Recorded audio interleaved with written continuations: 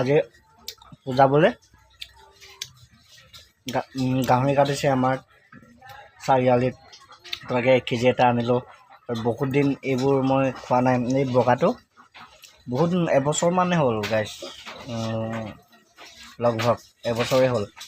তো আজি তাকে খাবলৈ মন গ'ল, মানে মন যোৱাৰ কথা নাই, এনেই খালোঁ আৰু খাওঁ বুলি গৈ আৰু আমাৰ ট্ৰেডিশ্যনেল ড্ৰিংক বুলি ক'ব লাগিব একচুৱেলি। তো এইটোৱে আৰু আপোনালোকক অলপ দেখালোঁ। আৰু মিটটো গাহৰি। Bye bye.